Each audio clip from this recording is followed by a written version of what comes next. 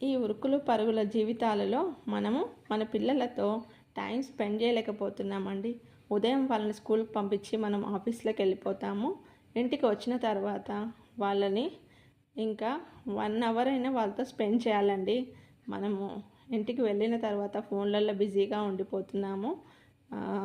తండ్రి అయినా తల్లి అయినా బిజీగా ఉండడం వల్ల వాళ్ళు మనతో ఫ్రీగా ఉండలేకపోతున్నారు.